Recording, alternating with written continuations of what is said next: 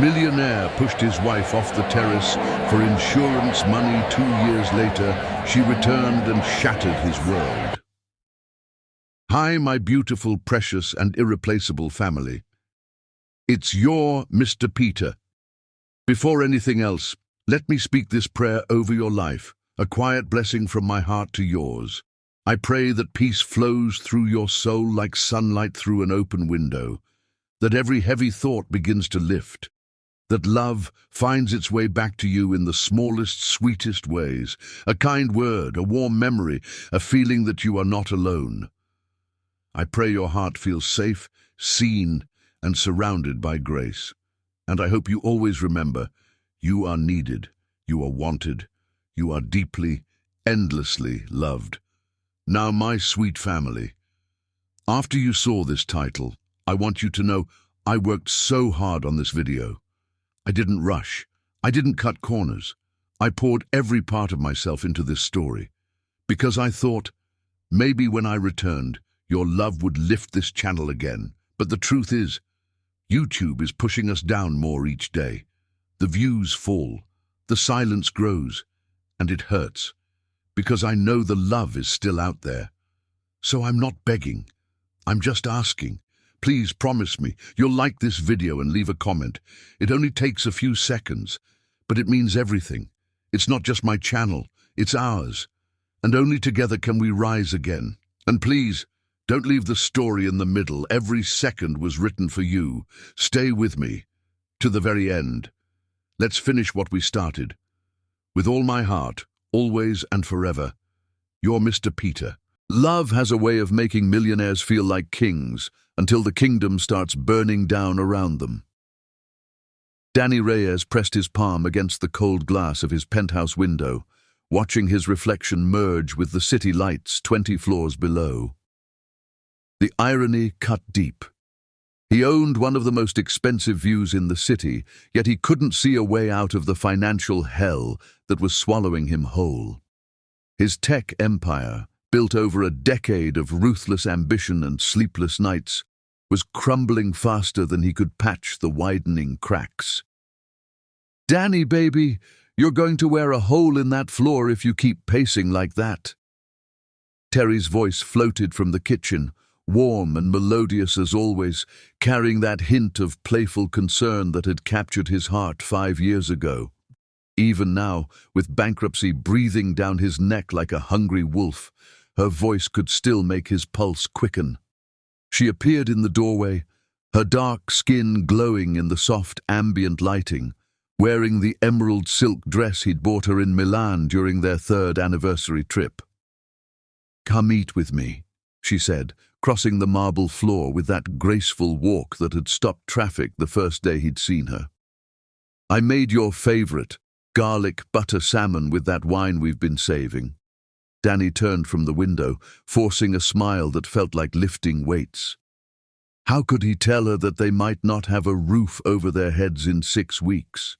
That the 2018 Chateau Margaux she'd opened, worth $3,000, was probably the last expensive thing they'd ever taste together. "You look beautiful," he said instead, meaning every word. Even in his darkest moments, Teri remained his light. Her smile could chase away shadows he didn't even know existed. She moved into his arms, her familiar scent of vanilla and jasmine wrapping around him like a warm blanket. "You've been so distant lately. What's really going on in that brilliant mind of yours?" Her fingers traced the worry lines that had deepened around his eyes over the past 3 months. Lines that told the story of a man watching everything he'd built slip through his fingers like water. The failed merger with TechCorp, the investors pulling out after the data breach scandal, the lawsuits piling up like autumn leaves. "Just work stuff," he lied, pulling her closer. "Nothing we can't handle." But that was the cruelest lie of all. There was no we in this nightmare. He'd made sure of that by keeping every devastating detail from her. Teri knew nothing about the second mortgage he'd taken on their home, nothing about the maxed-out credit lines or the personal guarantees that put everything they owned at risk. She lived in the beautiful bubble he'd created, believing their biggest worry was choosing new curtains for the guest bedroom. "Teri Reyes, I've been married to you for 5 years," she said, stepping back to look directly into his eyes. "I know when you're lying to me. Talk to me. We're a team, remember?" A team. The word hit him like a physical blow. They had been a team once, back when success seemed inevitable and the future stretched out before them like an endless highway. Back when their biggest concern was picking out baby names for the children they'd been trying to have for 3 years. "I promise, it's nothing I can't handle," he said, hating himself for the deception. "You know how these tech deals work. One day you're on top of the world, the next you're scrambling to stay afloat." She studied his face for a long moment, and he could see the doubt creeping into her beautiful brown eyes. Teri wasn't naive. She was a successful marketing executive in her own right before she'd taken time off to focus on starting their family. She understood business pressure. "Okay," she said finally, though he could hear the reluctance in her voice. "But when you're ready to talk about whatever's really bothering you, I'm here. We'll figure it out together, just like we always do. Together." Another word that felt like a knife twisting in his chest. Because the truth was, there might not be a together if he couldn't find a miracle in the next 6 weeks. They sat down to dinner at their dining table, a custom piece that had cost more than most people's cars. The salmon was perfect, as everything Teri cooked always was. She'd learned from YouTube videos and cooking shows, determined to master every cuisine for him.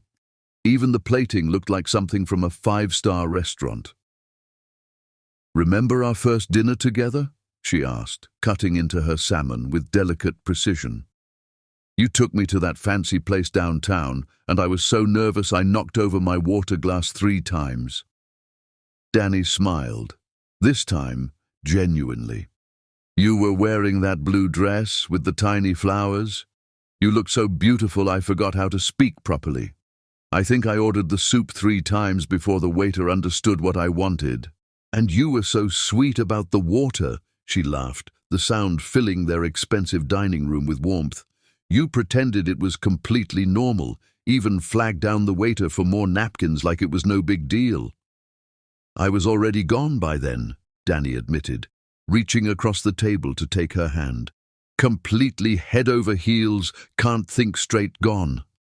Her fingers intertwined with his, and he felt that familiar electric connection that had never faded, not even during their worst arguments or most stressful moments.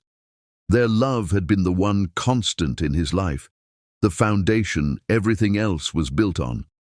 "I still get butterflies when you look at me like that," she whispered. The moment was perfect, just like hundreds of others they'd shared over 5 years of marriage. But underneath Danny's smile, panic clawed at his chest like a caged animal. How could he destroy this? How could he tell the woman who loved him unconditionally that he'd gambled away their entire future on a business deal that had exploded in his face? "Any word from Dr. Martinez about the fertility tests?"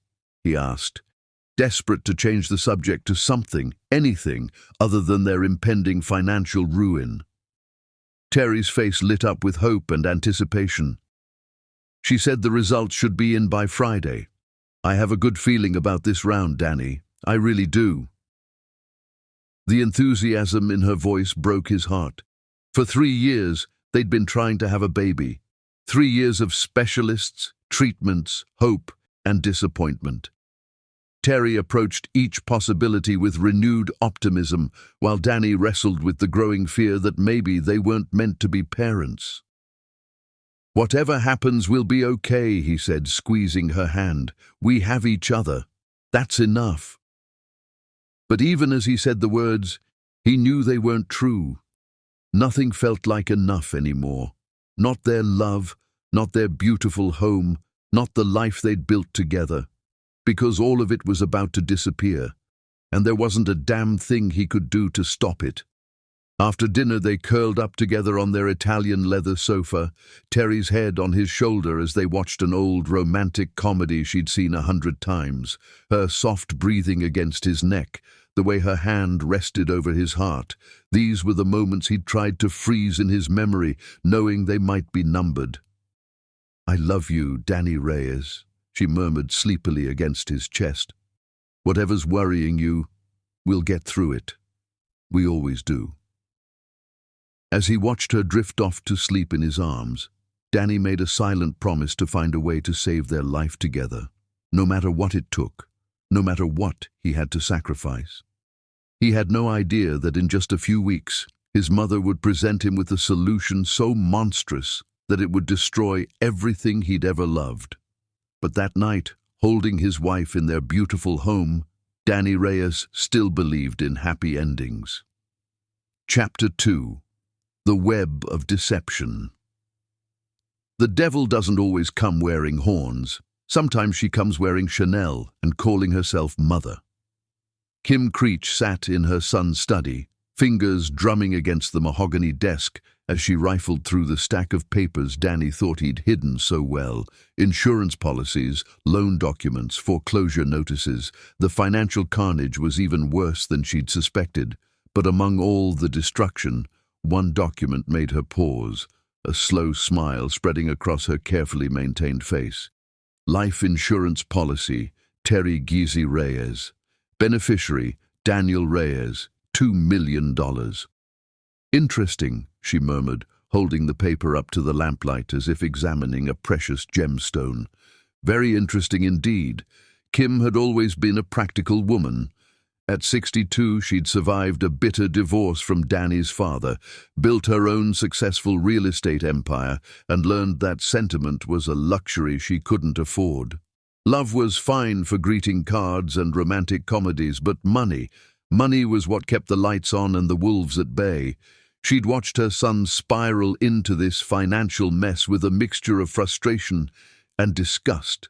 Danny had always been too soft, too trusting, too willing to believe that hard work and good intentions would somehow magically solve everything.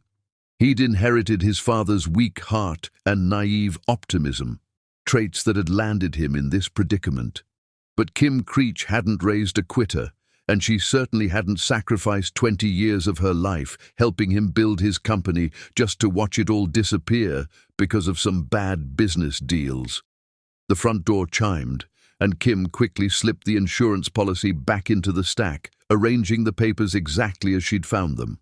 She heard Teri's voice calling out a greeting, followed by the sound of heels clicking across the marble foyer. "Mrs. Creech? I didn't know you were coming by today." Teri appeared in the doorway of the study, looking effortlessly beautiful in a simple white blouse and dark jeans. Even dressed casually, she had that natural elegance that had initially impressed Kim, back when she thought Teri was just a temporary distraction for her son. 5 years later, Kim's opinion had soured considerably. "I was in the neighborhood," Kim replied smoothly, rising from the chair with practiced grace. "You know how I worry about Danny. He's been working such long hours lately." "Tell me about it," Teri sighed, setting down her purse and keys. "I can barely get him to eat dinner these days. He's so stressed about work." Kim watched Teri's face carefully, noting the genuine concern etched in her features. The girl really had no idea how dire their situation was. Danny had protected her from the truth with the dedication of a knight guarding a princess. Noble, perhaps, but ultimately useless. "Have you two given any more thought to what we discussed?" Kim asked, settling back into the chair as if she belonged there. "About maybe taking some time apart. A separation might give Danny the space he needs to focus on saving his business." Teri's expression immediately hardened. This wasn't the first time Kim had suggested that Teri was somehow holding Danny back, that their marriage was a distraction from his professional obligations. "With all due respect, Mrs. Creech, my marriage is between Danny and me. We're stronger together, not apart." "Of course, dear," Kim replied with a smile that never reached her eyes. I'm just thinking about what's best for everyone involved. What was best for everyone involved was getting Teri out of the picture permanently. Kim had never approved of her son's choice in wives, too independent, too opinionated, too quick to challenge Kim's influence over Danny. Worse, she was black, which in Kim's carefully hidden but deeply held prejudices made her unsuitable for the Creech family legacy. Not that Kim would ever say such things aloud. She was far too sophisticated for crude racism. Instead, she'd spent 5 years planting subtler seeds of doubt, questioning Teri's commitment, her background, her ability to understand the pressures of running a multi-million-dollar business. "I should let you get back to your day," Kim said, gathering her purse. "Oh, and Teri, you might want to have a conversation with your husband about that plumber who's been doing work here. I saw him leaving yesterday afternoon and he seemed overly familiar with the house layout." It was a carefully chosen seed, planted with surgical precision. Kim had noticed the young man, handsome, probably around Teri's age, with an easy smile and confident manner, the perfect candidate for what she had in mind. "Miguel? He's been working on the bathroom renovation for weeks. Danny hired him." "I'm sure it's nothing," Kim said with a dismissive wave. "But you know how men can be around beautiful women. Just something to keep an eye on." Teri's confusion was evident, but Kim could see the seed taking root. A tiny furrow appeared between Teri's eyebrows, the first sign of doubt beginning to bloom. After leaving Danny's house, Kim drove directly to the construction company's office. She'd done her research over the past week, learning everything she could about Miguel Santos, 28 years old, recently divorced, struggling to make his mortgage payments on a modest house in the suburbs. "Mrs. Creech," Miguel looked surprised when she walked into the small office. "Is there a problem with the work at your son's house?" "On the contrary," Kim said, settling into the chair across from his cluttered desk. "I'm very impressed with your professionalism. In fact, I have a proposition that might benefit both of us." She opened her purse and placed a thick envelope on his desk. Miguel's eyes widened when he saw the cash inside, more money than he probably made in 3 months. "I need you to install some additional security cameras in my son's house," she said. "Very discreet ones that my daughter-in-law won't notice."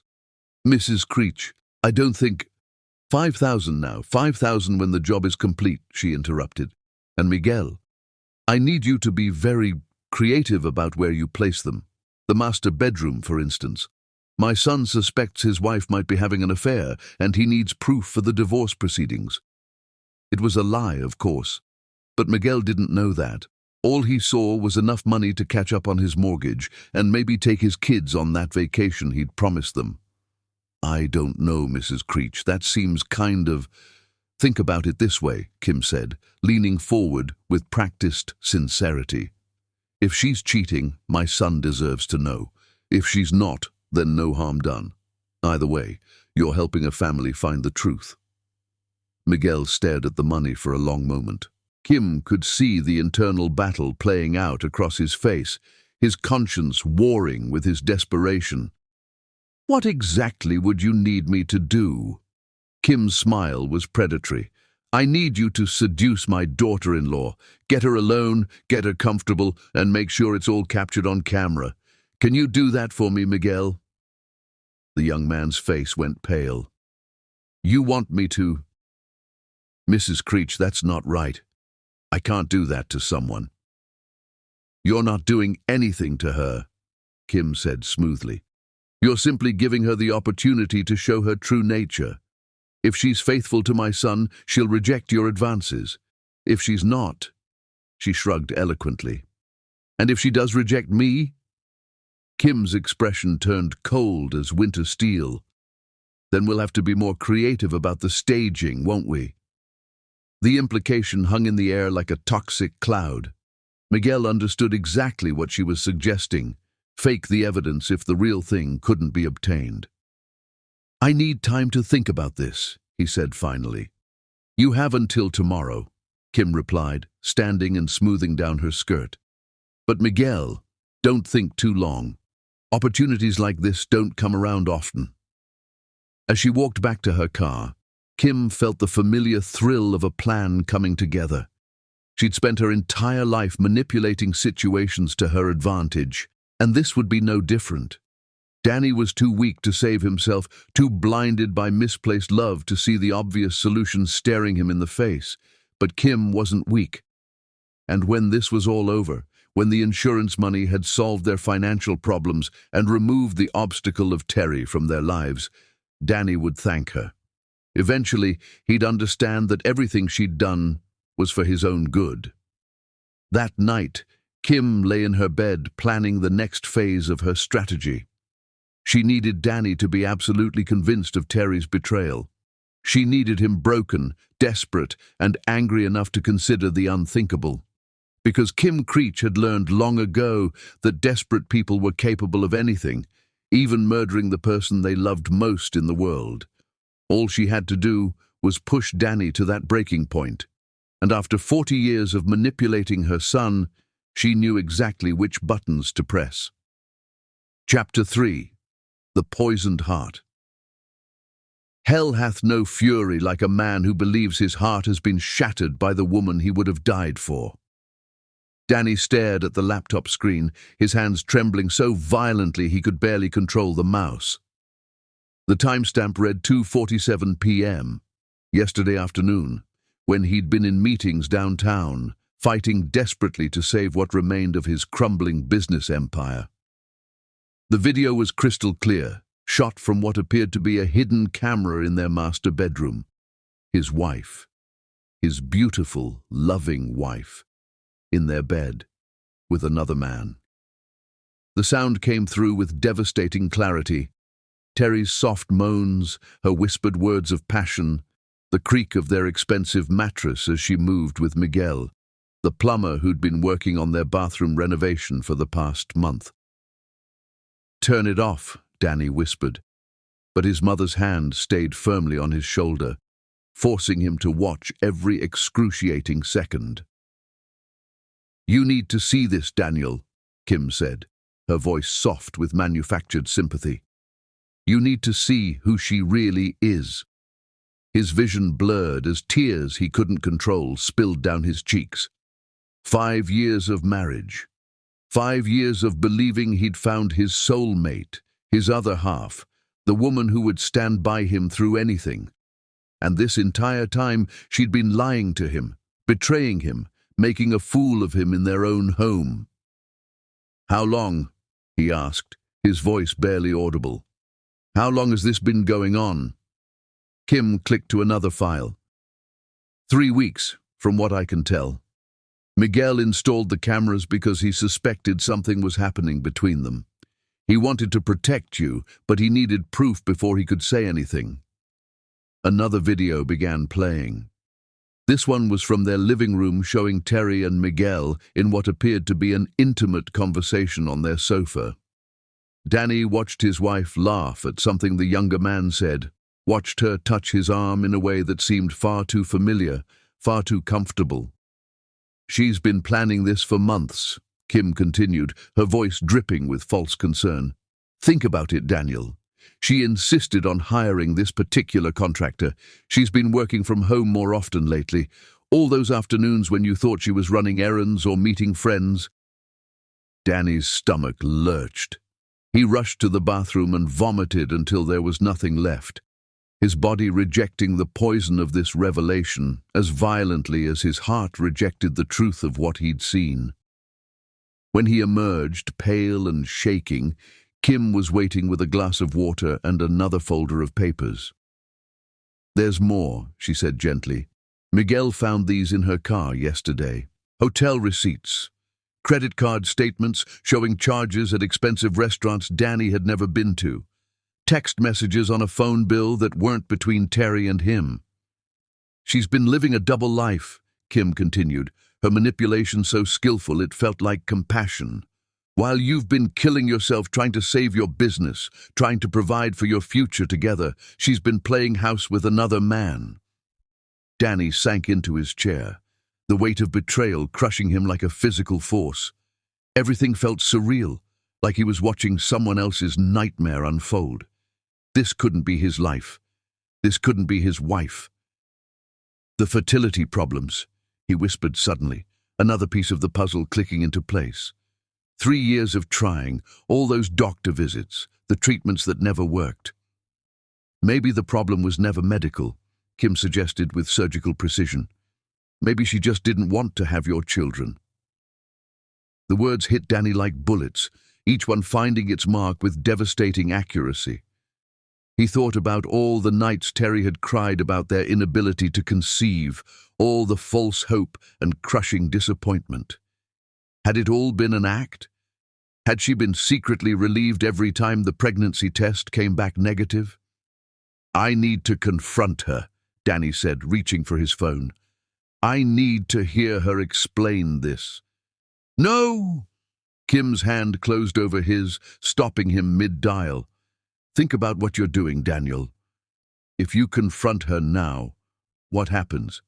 She'll deny it, make up some story about how the videos are fake or taken out of context.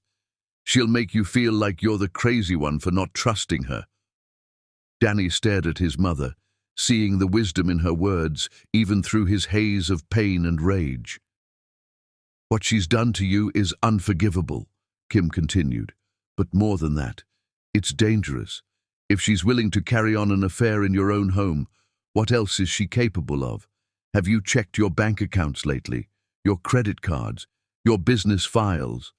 The paranoia took root immediately, growing like a cancer in Danny's wounded psyche.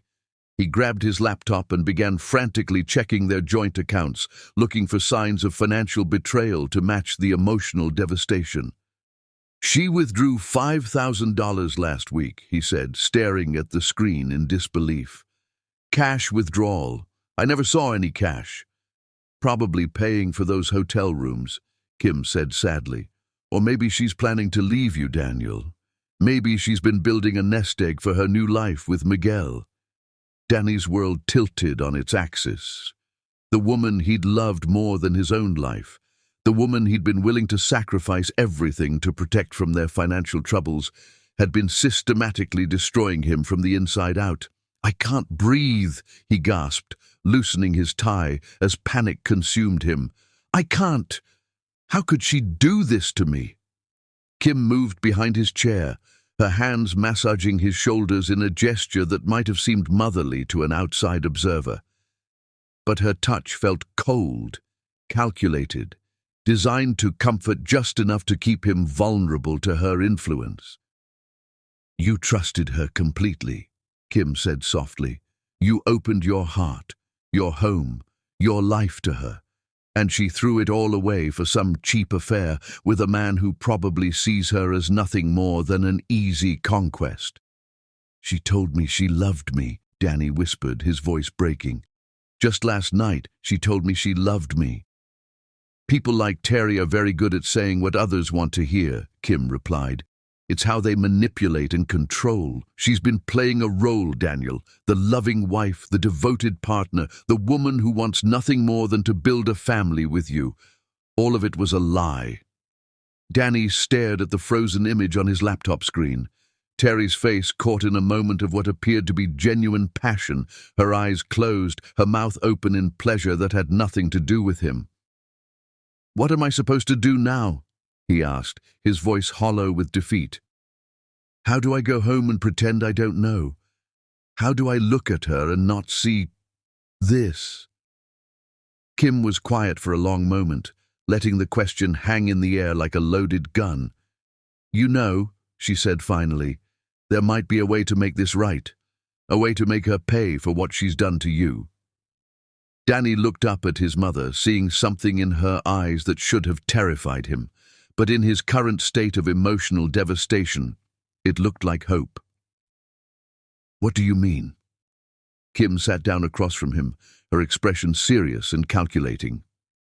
You're about to lose everything because of bad business deals, correct? The house, the cars, your entire life savings? Danny nodded miserably. But there's one asset you haven't considered, Kim continued. One policy that could solve all your financial problems and give you the fresh start you deserve.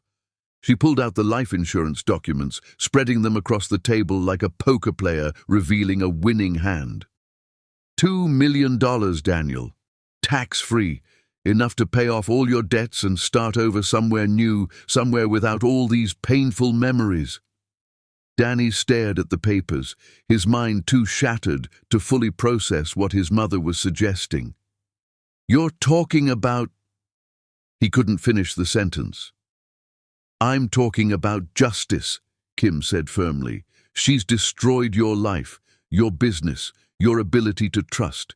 She's made a mockery of your marriage and stolen years of your life with her lies. Why should she get to walk away from this unscathed while you lose everything? But I love her, Danny said weakly, the words feeling foreign in his mouth after what he'd witnessed. No, Kim corrected.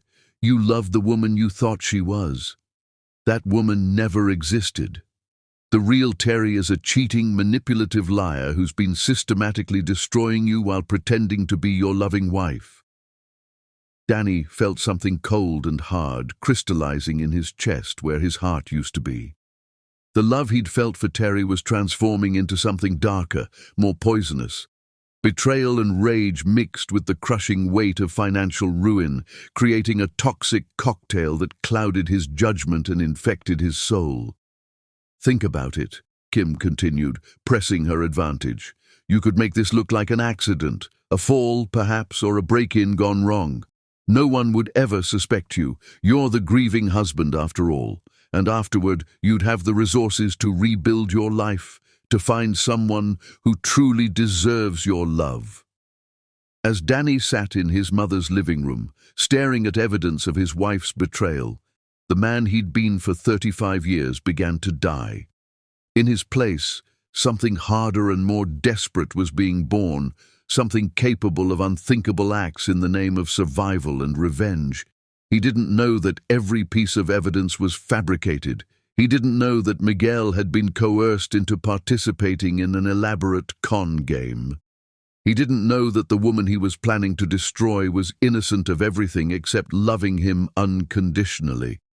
All Danny knew was that his heart had been shattered beyond repair, and someone was going to pay for it. Chapter 4. The Point of No Return. There comes a moment in every man's life when he must choose between the person he was and the monster he's willing to become. Danny sat in his car outside their house, his and Teri's house, for 20 minutes, unable to force himself to walk through the front door. 3 days had passed since his mother had shown him the videos, 3 days of living in a waking nightmare where every memory felt like a lie and every moment of happiness seemed like cruel mockery. He'd barely slept, barely eaten, barely functioned. At the office, his remaining employees whispered about his haggard appearance and erratic behavior. They thought the stress of the failing business was finally breaking him. If only they knew the truth was so much worse. Through the living room window, he could see Teri moving around their kitchen, probably preparing dinner like the devoted wife she'd always appeared to be. The sight of her filled him with a nauseating mixture of rage and longing that made his chest feel like it was being torn in half. His phone buzzed with a text from his mother. "Have you decided? Time is running out." She was right. The foreclosure notice had arrived that morning, 30 days to vacate the premises. 30 days before everything he'd built came crashing down around him. Unless he acted on the plan she'd outlined with such chilling precision, the plan that would solve all his problems with one terrible act. Danny closed his eyes and tried to remember the man he'd been a week ago, a man who would have been horrified by the thoughts now consuming his mind. But that man had believed in love, in trust, in the fundamental goodness of the woman sleeping beside him every night. That man had been a fool. Taking a deep breath, Danny finally walked into the house he might not own much longer. "There you are," Teri said, looking up from the stove with a smile that once would have melted his heart. Now it felt like acid on an open wound. "I was starting to worry. You've been working such late hours lately." "Just trying to save the business," he replied, his voice sounding strange and hollow to his own ears. She studied his face with that intuitive concern that had always made him feel so loved and understood. Now he wondered if it was just another performance, another layer of the elaborate deception she'd been maintaining. "Danny, you look terrible. When's the last time you ate a real meal or got more than 4 hours of sleep?" Her genuine worry might have been touching if he hadn't seen the videos of her with Miguel, if he hadn't watched her betray their marriage vows in the very bedroom where she held him every night, whispering that everything would be okay. "I'm fine," he said, accepting the plate she handed him. Chicken parmesan, another one of his favorites that she'd learned to make perfectly, just for him. Even her cooking felt like a lie now. They ate in relative silence, the easy conversation that had always flowed between them, replaced by Danny's internal monologue of rage and planning. He found himself studying her face, looking for signs of deception he'd somehow missed. Was she thinking about Miguel right now? Comparing Danny to her lover and finding him lacking? "I've been thinking," Teri said suddenly, cutting through his dark thoughts. "Maybe we should take a vacation, just the two of us, somewhere tropical and relaxing. You've been under so much stress lately and we haven't had any real time together in months." A vacation? With the woman who'd been systematically destroying his life while pretending to love him. The irony was so bitter he almost laughed. "That sounds expensive," he said instead. "Maybe when things settle down with work." "Money isn't everything, Danny," she replied, reaching across the table to take his hand. "I'd rather be broke and happy with you than rich and miserable without you." The words struck him like physical blows. If she truly meant that, why was she sleeping with Miguel in their bed? Why was she withdrawing cash from their accounts and lying about her whereabouts? "Easy to say when you're not the one carrying the weight of everyone's expectations," he snapped, pulling his hand away from hers. Teri looked genuinely hurt by his harsh tone. "I'm sorry. I didn't mean to minimize what you're going through. I miss you, Danny. I miss us." She missed them. While she was building a new life with another man, she missed the husband she was planning to discard. The hypocrisy was breathtaking. After dinner, Danny retreated to his study and called his mother. "I can't do it," he said without preamble. "I can't go through with your plan." "Daniel," Kim's voice was patient but firm, "we've discussed this. You don't have any other options." "There has to be another way. Maybe I can negotiate with the creditors, maybe—" "With what? You're $3 million in debt. Your business is worthless. Your house is in foreclosure. And your wife is fucking another man in your bed while you kill yourself trying to provide for her." The brutal summary of his life hit Danny like a sledgehammer. Every word was true, every detail a reminder of how completely he'd failed at everything that mattered. "But murder, Mom. We're talking about murder." "We're talking about justice," Kim corrected, "and survival." "She's already destroyed your life, Daniel. Are you going to let her walk away with half of what's left while you lose everything?" Danny stared out the window of his study, watching Teri tend to her garden in the fading evening light. She looked so peaceful, so innocent. It was impossible to reconcile this image with the woman in those videos. "What if we're wrong?" he asked desperately. "What if there's an explanation for those videos?" "What explanation could there possibly be? You saw them with your own eyes, Daniel. You saw her betraying you in your own home, with your own employee. There's no innocent explanation for what you witnessed." Kim was right, of course. The evidence was overwhelming, undeniable. And even if he could somehow forgive the affair, how could he forgive the timing? How could he forgive her for destroying their marriage just when he needed her support the most? The insurance money would solve everything, Kim continued. You could pay off your debts, start fresh somewhere new. You could find someone who actually deserves your love and loyalty. How would we even do it? Danny heard himself asking, and was horrified by how natural the question sounded. It has to look like an accident, Kim said, her voice dropping to a conspiratorial whisper. Something sudden and tragic. A fall, perhaps, from your terrace. You'd be devastated, of course. The grieving husband who lost the love of his life in a terrible accident. Danny's hands were shaking so violently he could barely hold the phone. I can't push her off a building, Mom. I'm not a killer. You're not killing her, Kim said with chilling logic. You're ending your suffering. You're taking back control of your life from a woman who's been systematically destroying it. Think of it as self-defense. That's not how self-defense works, isn't it? She's killed the man you used to be, hasn't she?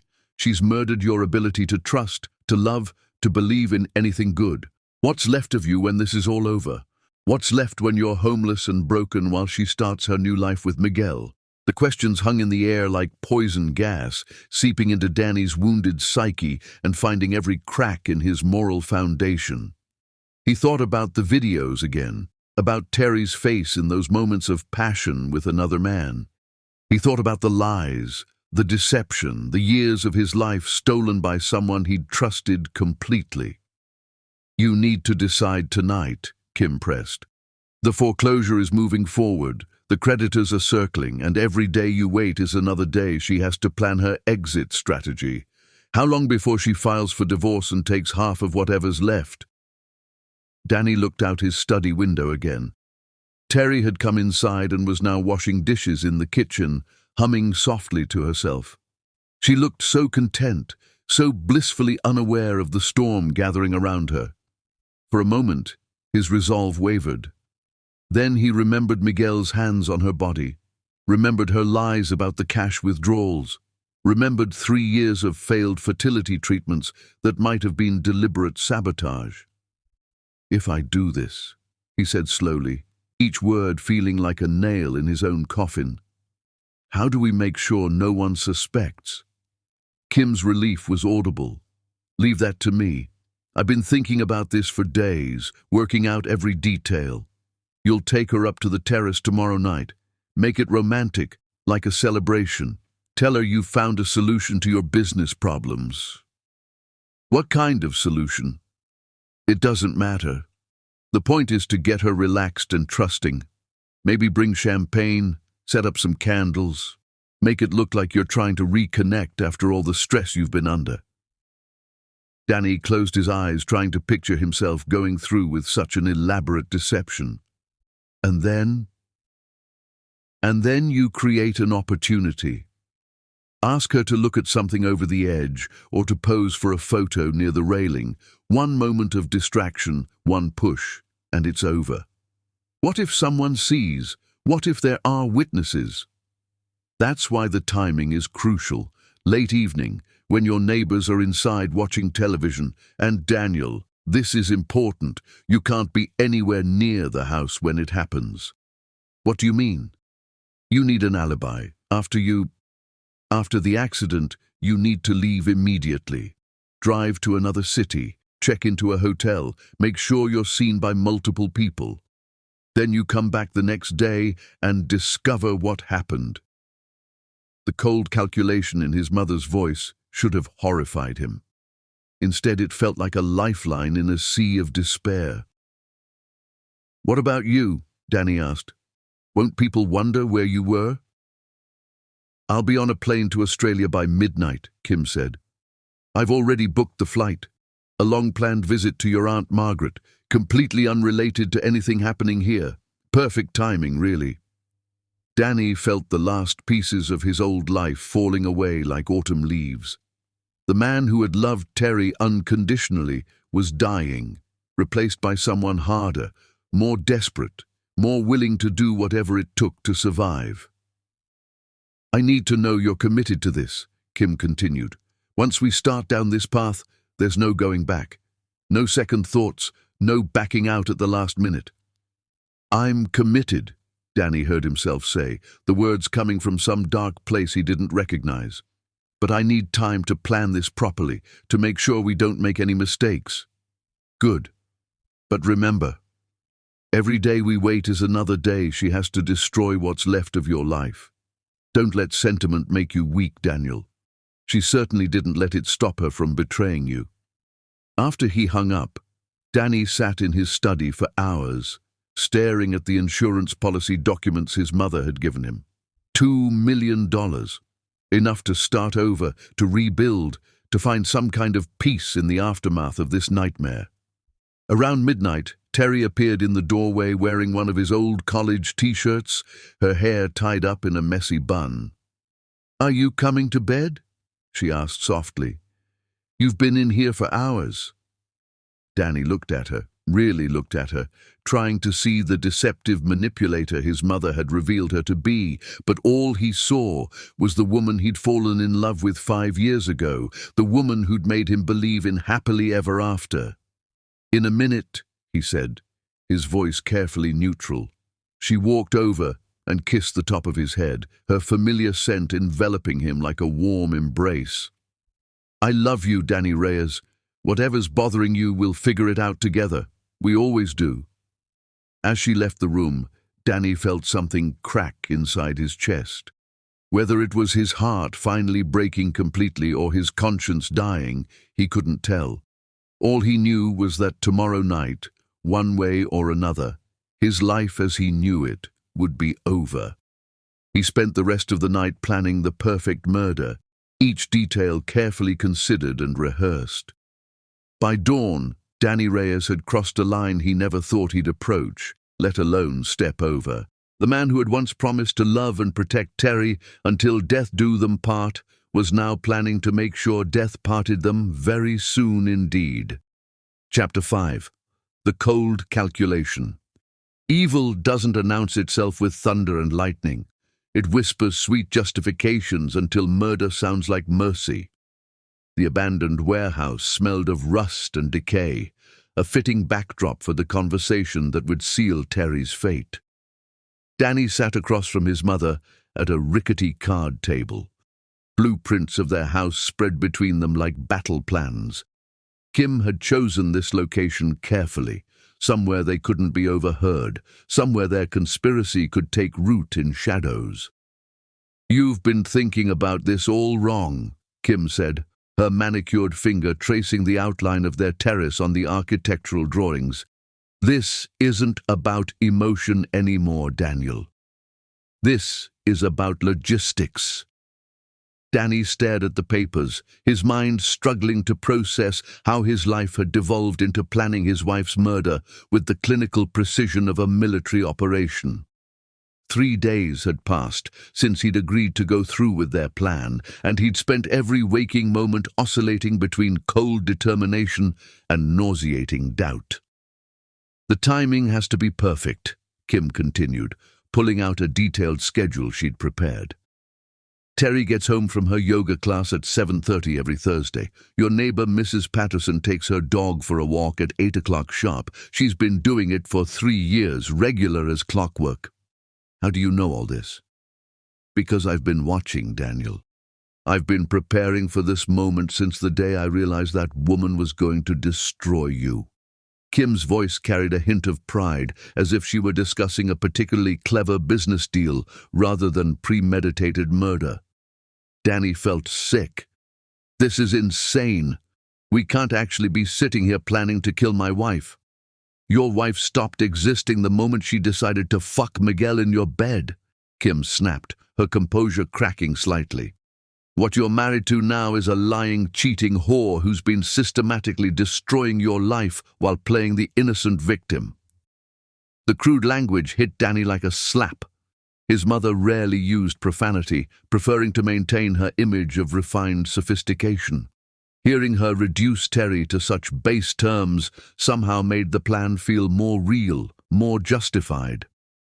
"The beauty of the terrace is the height," Kim continued, returning to her clinical tone. 20 floors up, concrete landing below. It'll be quick, Daniel. She won't suffer." Jesus Christ, Mom, listen to yourself. Listen to what we're talking about. Kim leaned forward, her eyes boring into his with laser intensity. I'm talking about survival, I'm talking about justice, and I'm talking about the only solution that saves you from complete and total ruin. She pulled out another set of papers, Danny's financial records, organized with terrifying efficiency. Every debt, every failed investment, every dollar he owed was catalogued and highlighted. Without this insurance money, you'll be homeless in 3 weeks, she said matter-of-factly. You'll lose everything you've ever worked for, everything your father and I sacrificed to help you build. Is that what you want?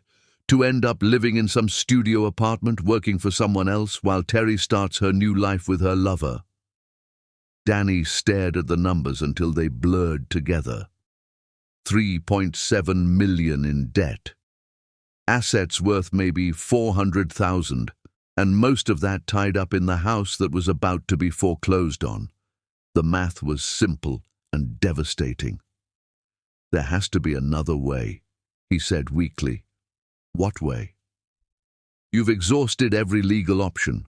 Your business partners have abandoned you. Your investors have written you off, and the banks won't even return your calls. This is the only way, Daniel, the only way to save yourself from complete destruction. Kim stood up and began pacing around the small space, her heels clicking against the concrete floor with military precision. Let's walk through it one more time, she said, her voice taking on the tone of a professor delivering a lecture. Thursday evening, you tell Teri you want to have a romantic dinner on the terrace. You've had a breakthrough with the business, something to celebrate. Danny nodded reluctantly, following her logic despite every instinct screaming at him to stop. You set up candles, open that expensive bottle of champagne you've been saving. Make it special. Make it memorable. The last thing you want is for her to be suspicious or afraid. What if she doesn't want to go out there? What if she's tired or wants to stay inside? Then you insist, Kim said firmly. You tell her this is important to you, that you need to share this moment with her in your favorite spot. Women like Teri are sentimental about that kind of romantic gesture. She'll eat it up.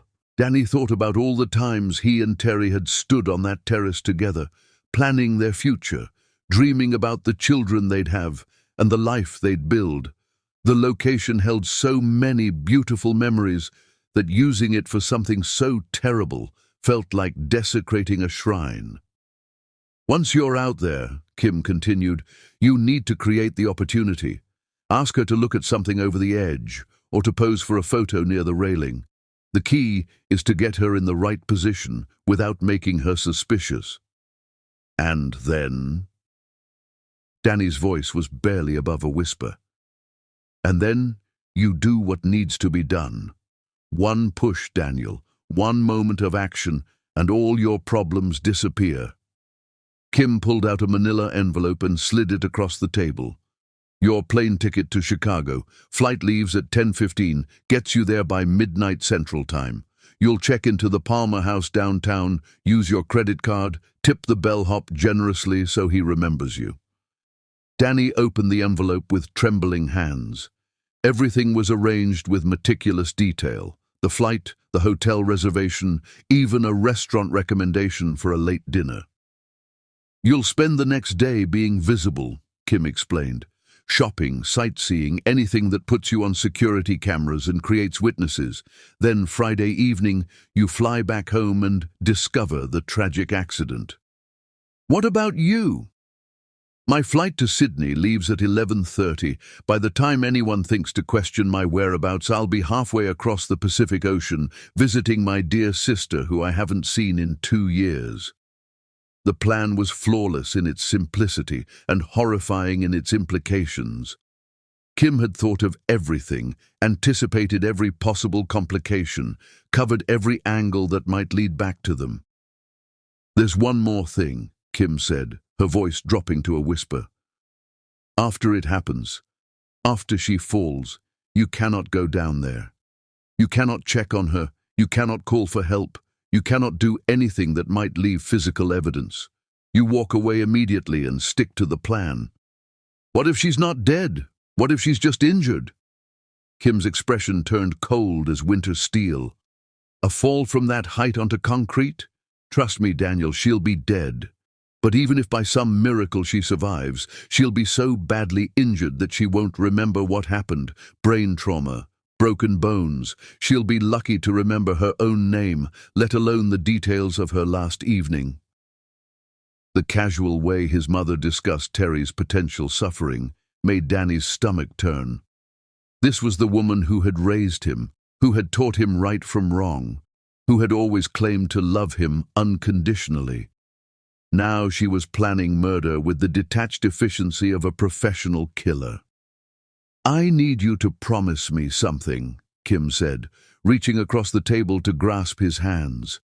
"Once this is over, once you've collected the insurance money and started your new life, you never speak of this again. Not to me, not to anyone.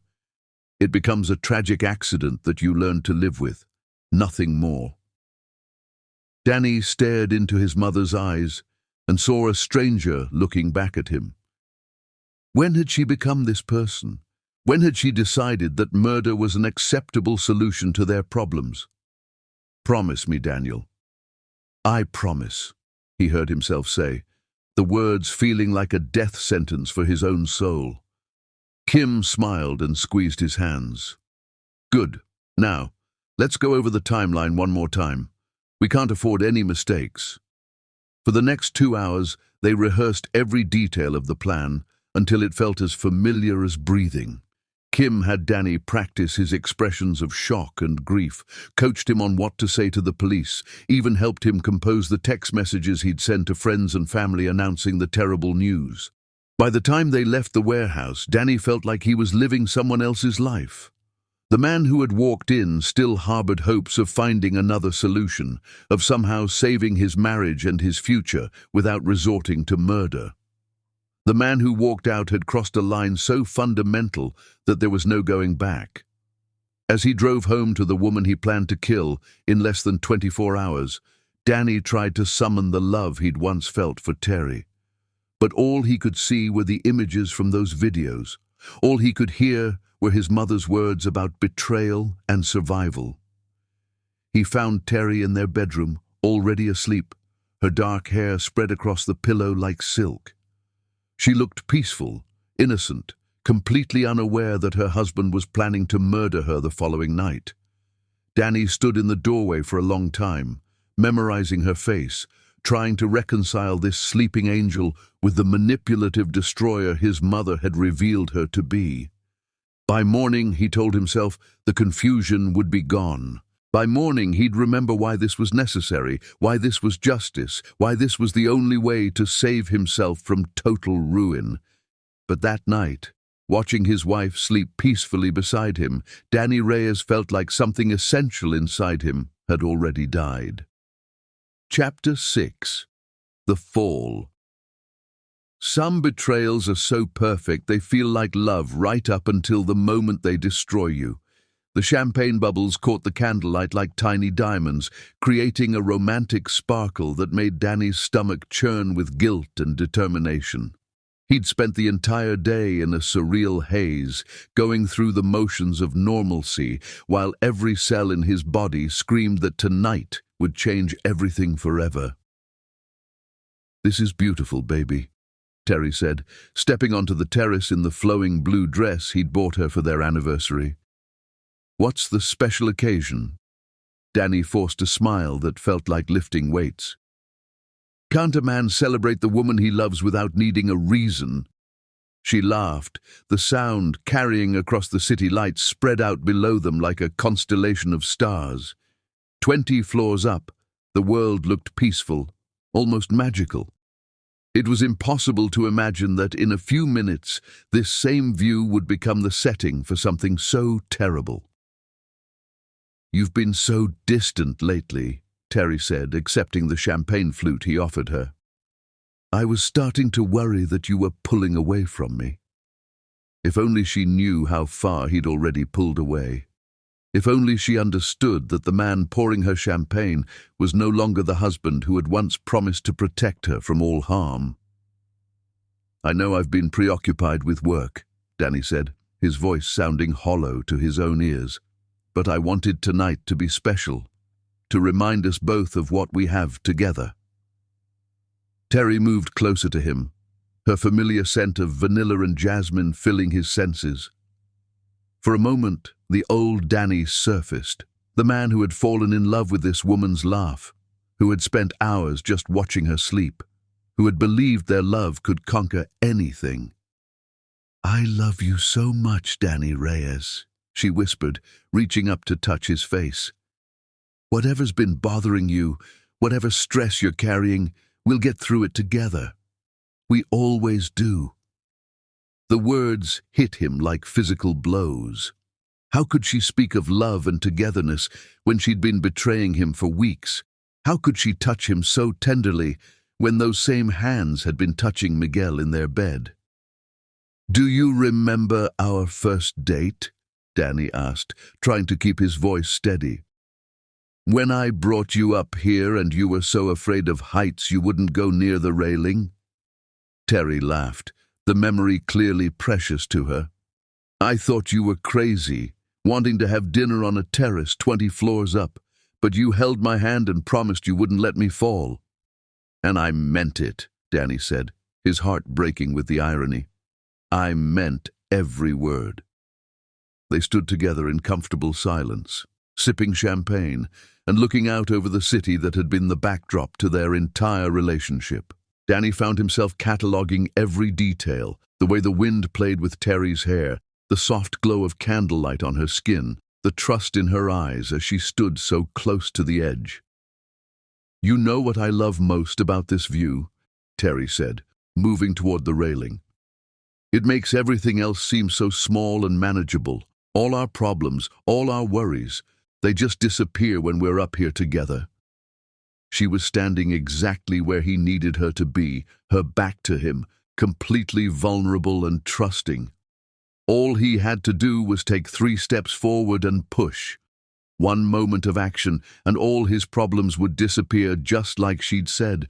But Danny found himself frozen, his body refusing to obey the commands his mind was giving. This was Teri, the woman who had never missed one of his birthday parties, who had held him when his father died, who had spent 3 years hoping and praying for the children they couldn't seem to conceive. "Danny?" She turned around, concern creeping into her voice. "You look pale. Are you feeling okay?" "I'm fine," he lied, his hands shaking as he set down his champagne glass. "Just thinking about how lucky I am to have you." "We're lucky to have each other," she corrected, moving back toward him with that graceful walk that had first caught his attention 5 years ago. Danny's phone buzzed with a text from his mother. "Time to go. Stick to the plan."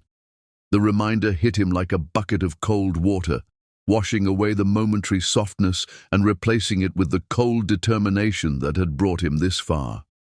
He thought about the videos again, about Miguel's hands on his wife's body, about the lies and deception that had poisoned everything he'd believed in.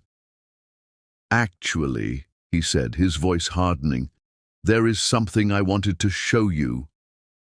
"What is it?" Danny walked to the edge of the terrace, motioning for her to join him. "Come here. You have to see this view from the corner. It's incredible." Teri hesitated for a moment, her old fear of heights making her cautious, but trust won out, as it always did with her. She moved to where he was standing, her shoulder brushing against his arm. "What am I looking for?" she asked, leaning slightly over the railing to get a better view. This was it. This was the moment Kim had planned so carefully, the opportunity he'd been waiting for. All he had to do was push, and it would all be over. The betrayal, the financial ruin, the crushing weight of loving someone who had systematically destroyed his life. "Close your eyes," Danny said, his voice barely above a whisper.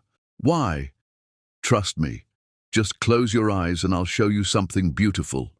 Teri smiled and obediently closed her eyes, her face serene and peaceful in the candlelight. She trusted him completely, absolutely, without reservation. Even after everything she'd done to him, she still believed he would never hurt her.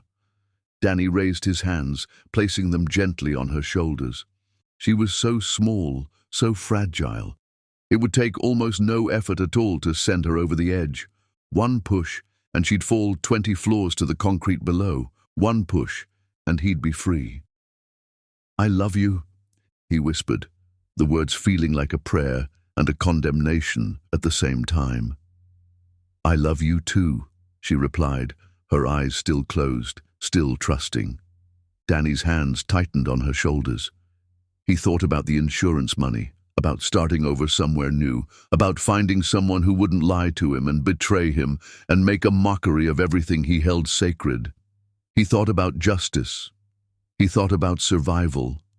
He thought about the man he used to be and the monster he was about to become. "I'm sorry," he whispered, and then he pushed. Teri's eyes flew open in shock and terror as she felt herself falling forward. Her scream pierced the night air like a knife, a sound of betrayal and disbelief that would haunt Danny for the rest of his life.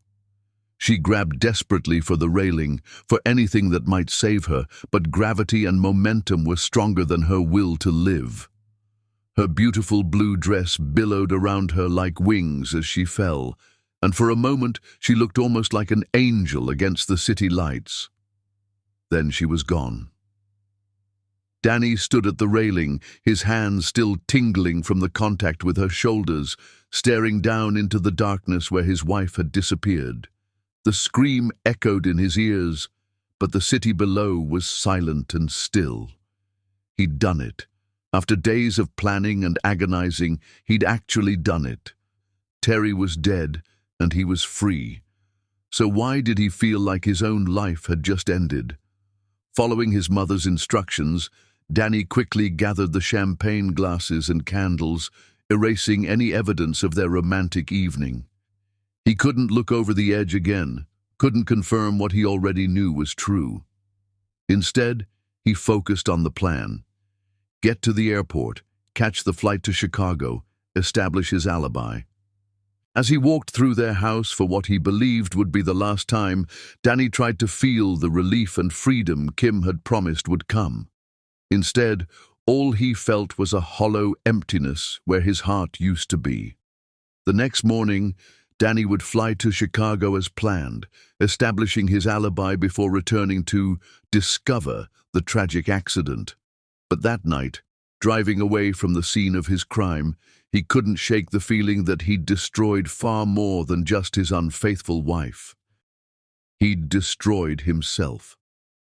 Unknown to Danny, 20 floors below in the darkness behind their building, a safety net stretched between two maintenance scaffolds caught a falling woman with brutal efficiency. The impact knocked her unconscious and broke 2 ribs, but Teri Reyes was very much alive. Miguel Santos, the plumber who had been blackmailed into helping stage the fake affair videos, had spent the last week consumed with guilt over his role in Kim Creech's elaborate deception. When he'd overheard Kim finalizing the murder plan, he'd realized that their scheme had grown far beyond simple blackmail. Unable to live with himself if he let an innocent woman die, Miguel had spent the day installing the safety equipment that would save Teri's life. As sirens wailed in the distance and emergency responders rushed to the scene, Miguel made the hardest decision of his life. He would tell Teri the truth about everything, the fake videos, the manipulation, the mother-in-law who had orchestrated it all, and together they would make sure that justice was served. But first, he had to help her survive the night and recover from injuries that could have been fatal. As he cradled Teri's unconscious form, Miguel whispered a prayer of gratitude that he'd found the courage to do the right thing. The game Kim Creech thought she'd won was far from over. In fact, it was just beginning. Chapter 7. 2 Years Lost. Sometimes the greatest punishment isn't death. It's waking up to discover that everything you thought you'd won was built on lies. The steady beep of machines and the sharp smell of antiseptic slowly penetrated Danny's consciousness like sunlight breaking through fog. his eyes opened to unfamiliar surroundings. White walls, medical equipment, and the concerned face of a woman he'd hoped never to see again. "Thank God," Kim whispered, reaching for his hand. "The doctors weren't sure you'd ever wake up." Danny tried to speak, but his throat felt like sandpaper. How long had he been unconscious? The last thing he remembered was boarding a plane to Chicago, his hands still trembling from what he'd done to Teri. Everything after that was a black void. "Water," he managed to croak. Kim helped him sip from a plastic cup, her movements careful and practiced. She looked older somehow, more fragile than he remembered. Grey streaks had appeared in her perfectly styled hair, and new lines creased her face. "How long?" Danny asked when he could finally speak. 2 years, Kim said softly. "You've been in a coma for 2 years, Daniel. The accident happened the day after you got to Chicago. A drunk driver ran a red light and hit your rental car head-on. 2 years." The number hit Danny like a physical blow. 2 years of his life, gone in an instant. 2 years during which the world had continued spinning while he lay trapped in darkness. "The business?" he asked, though he already suspected the answer. Kim's expression confirmed his fears. "Gone? Everything's gone, Daniel. The company collapsed within 6 months of your accident. Without you there to fight the creditors and manage the crisis, it all fell apart." Danny closed his eyes, trying to process the magnitude of his losses. Not just his business, but years of his life, relationships, everything he'd worked to build. "The house?" "Foreclosed 18 months ago. I managed to save some of your personal belongings, but most of it's gone too." The irony was suffocating. He'd murdered his wife to save his financial empire, and now that empire had crumbled anyway. All that planning, all that pain, all that destruction, for nothing. "Where are we living now?" Danny asked, dreading the answer. "A small apartment downtown," Kim said. "Nothing like what you're used to, but it's clean and safe. The insurance money from—" She paused, choosing her words carefully. "From the tragedy helped us get by during the worst of it. The insurance money." Danny felt a chill run down his spine as the memories came flooding back. Teri's scream, the fall, the plan that was supposed to solve all their problems. In his 2-year absence, had they actually collected on Teri's death? "Tell me about the investigation," he said carefully. Kim glanced around the hospital room nervously before leaning closer. "There wasn't much to investigate. Poor Teri had an accident while you were out of town on business. She fell from the terrace during what appeared to be a romantic evening gone wrong. The police found the champagne, the candles. It looked like she'd been preparing a surprise for your return. The story was different from what they'd planned, but it served the same purpose. Danny was supposed to have discovered the body when he returned from his business trip, not learned about it while lying unconscious in a Chicago hospital. Did anyone suspect anything?" "Why would they?" Kim asked with practiced innocence. "You were 3 states away when it happened.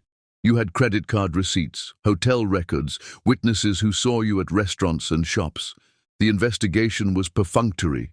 Tragic accident. Case closed." Danny felt a mixture of relief and revulsion. Their plan had worked, even better than they'd hoped. Teri was dead. He had an unshakable alibi, and they'd collected the insurance money. So why did victory taste like ashes in his mouth? "I want to see where she's buried," he said suddenly. Kim's hand tightened on his. "Daniel, I don't think that's wise. You need to focus on recovery, on rebuilding your life. Looking backward will only cause more pain." "I need to see her grave," Danny insisted, his voice stronger now. "I need to say goodbye properly." Kim was quiet for a long moment, studying his face with the calculating expression he remembered from their planning sessions. "If that's what you need for closure, then of course, but not today. Today, you need to focus on getting your strength back." Over the next few days, as Danny slowly regained his physical capabilities, Kim filled him in on everything he'd missed. The business partners who'd abandoned him, the employees who'd found new jobs, the friends who'd gradually stopped calling when it became clear he might never wake up. "It's better this way," Kim said during one of their conversations. "You can start completely fresh, without all the baggage of your old life weighing you down." But Danny didn't feel free. He felt hollow, like a man walking through the ruins of everything he'd once cared about. The money from Teri's insurance policy, $2 million that had seemed like salvation 2 years ago, now felt like blood money burning a hole in his conscience. "What have you been doing for 2 years?" Danny asked one afternoon as Kim helped him with his physical therapy exercises. "Taking care of you," she replied simply. "Making sure you got the best medical care, handling your affairs, keeping your memory alive for when you woke up." "What about Australia? I thought you were going to visit Aunt Margaret." Kim's expression flickered almost imperceptibly before returning to its practiced calm. "I did go, Daniel. I was there for 6 months before your accident. When I heard what happened, I came straight back. You're my son. Where else would I be?" Something in her tone made Danny suspicious, but he was too exhausted to pursue it. The process of rebuilding his body and mind from 2 years of unconsciousness was consuming all his energy. A week later, Danny was finally discharged from the hospital. Kim drove him to their new apartment, a modest 2-bedroom place that felt like a prison cell after the luxury they'd once enjoyed. Everything was smaller, cheaper, a constant reminder of how far they'd fallen. "It's temporary," Kim assured him as they climbed the stairs to the 3rd floor. "Once you're fully recovered, we can start making plans for the future." "What future?" Danny asked bitterly. "I'm 37 years old with no business, no assets, and a 2-year gap in my resume. What kind of future am I supposed to build from this?" "You have the insurance money," Kim reminded him. "That's more than most people get to start over with." The insurance money. Every time she mentioned it, Danny felt sick. $2 million that he'd bought with his wife's life, with his own soul. Money that was supposed to represent freedom, but felt more like a chain around his neck. "I want to visit her grave tomorrow," Danny said, settling onto the worn couch that was a far cry from the Italian leather furniture in their old house. "Daniel." "Tomorrow, Mom. I'm not asking." Kim sighed but nodded. "If that's what you need." That night, Danny lay in his narrow bed staring at the ceiling, trying to piece together the fragments of his shattered life. In 2 years, everything had changed. His business was gone, his home was gone, his health was compromised, and his wife was dead by his own hand. The plan that was supposed to save him had destroyed him more completely than bankruptcy ever could have. But tomorrow, he would finally face what he'd done. He would stand at Teri's grave and confront the reality that he'd murdered an innocent woman for money that hadn't even saved him in the end. As sleep finally claimed him, Danny's dreams were haunted by the sound of Teri's scream echoing through the darkness, a reminder that some sins follow you no matter how far you run or how long you sleep. The next morning, Kim drove him to Riverside Cemetery in stony silence. She'd tried one last time over breakfast to dissuade him from this pilgrimage, but Danny's determination was absolute. He needed to see where they'd buried the woman he'd loved and destroyed. "It's over there," Kim said, pointing toward a section of newer headstones as they walked through the manicured grounds. "Row 12, plot 37. Danny's legs felt unsteady as they approached the gravesite. 2 years of physical therapy couldn't prepare him for the emotional impact of seeing his wife's name carved in granite. Teresa Marie Teri Reyes, beloved wife, taken too soon. "They used her maiden name too," Kim noted clinically. "I thought that was a nice touch." Danny knelt beside the headstone, his fingers tracing the engraved letters. The dates told the story of a life cut short. Born 32 years ago, died the night he'd pushed her from their terrace. The math was simple and devastating. "I used to bring flowers," Kim said, standing behind him, "in the beginning when people were watching, but it's been months since anyone came by to pay their respects." "Her family?" "They blame you," Kim said bluntly. "They think the stress of your failing business drove her to suicide. Her sister hasn't spoken to us since the funeral." Another relationship destroyed, another bridge burned by the choices he'd made. Danny wondered if Teri's family would feel differently if they knew the truth, that their daughter hadn't killed herself, that she'd been murdered by the man who'd promised to love and protect her. "I need some time alone," Danny said. Kim hesitated, clearly uncomfortable with leaving him there. "Don't do anything foolish, Daniel. You've already lost enough." After she walked away, Danny finally allowed himself to grieve properly. For 2 years, while his body lay unconscious, his guilt had been suspended in time. Now it crashed over him like a tsunami, threatening to drown him in the magnitude of what he'd done. "I'm sorry," he whispered to the headstone. "God, Teri, I'm so sorry." But apologies felt meaningless in the face of murder. What could he possibly say to make amends for taking her life? What words could bridge the gap between the man who had loved her and the monster who had killed her? As Danny knelt in the cemetery, he made a decision that surprised him with its clarity.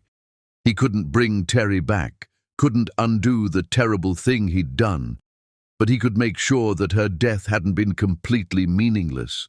He would find a way to honor her memory, to use the blood money from her insurance policy to do something good in the world. It wouldn't absolve him, wouldn't earn him forgiveness, but it might give some meaning to the nightmare his life had become. "I'll make it right somehow," he promised the grave. "I don't know how, but I'll find a way to make this right." When Kim returned to pick him up an hour later, she found Danny standing beside the car, his face set with new determination. "Ready to go?" she asked. "Yes," Danny said. "I think I'm finally ready to start living again." But as they drove away from the cemetery, Danny didn't notice the figure watching from behind a distant oak tree. Someone who had been visiting this grave regularly for 2 years, someone who had never believed the official story about Teri's death, someone who had been waiting patiently for Teri Reyes to wake up so that justice could finally be served. Miguel Santos stepped out from behind the tree and pulled out his cell phone, dialing a number he'd memorized long ago. "He's awake," Miguel said when the call connected. "Danny's awake, and he just visited the grave. It's time." On the other end of the line, a woman's voice, a voice that was supposed to be silenced forever, responded with quiet determination. "Good. Let's finish this." The game Kim Creech thought she'd won 2 years ago was about to enter its final phase, and this time the real victim would have her turn to play. Chapter 8. The Impossible Truth. The dead don't stay buried when they've been murdered for lies. Sometimes they return to collect what's owed. Danny's hands shook as he filled out the insurance claim paperwork, each signature feeling like another nail in his own coffin. The Mutual Life Insurance Office was sterile and corporate, designed to process death efficiently and without sentiment. After 2 years of medical bills and legal complications, this was supposed to be the final step in claiming Teri's life insurance benefit. "Just a few more signatures, Mr. Reyes," the claims adjuster said with practiced sympathy. "I know this must be difficult, but we're almost finished." Kim sat beside him, her presence both supportive and suffocating. She'd insisted on coming along, claiming she wanted to help him through the emotional difficulty of the process, but Danny suspected she just wanted to make sure he didn't say anything that might jeopardize their carefully constructed lie. "The death certificate is in order," the adjuster continued, "and your alibi during the time of the accident has been thoroughly verified. Everything appears to be straightforward. Straightforward. If only she knew how much planning and manipulation had gone into making this moment seem straightforward. If only she knew that the grieving husband sitting across from her desk was actually the man who'd pushed his wife off a 20-story building. "How long before the funds are disbursed?" Kim asked, her voice carefully modulated to sound concerned rather than eager.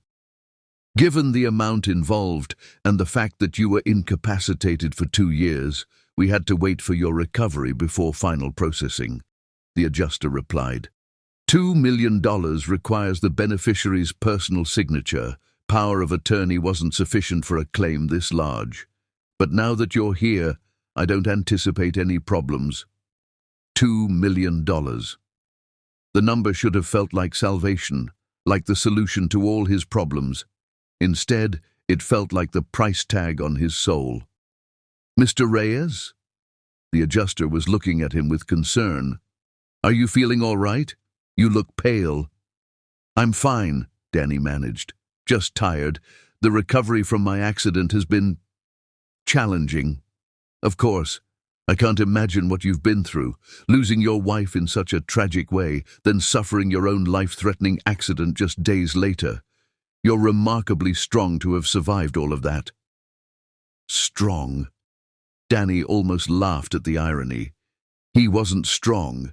He was a coward who had let his mother manipulate him into murdering an innocent woman. Whatever strength he'd once possessed had died the night he pushed Teri off that terrace.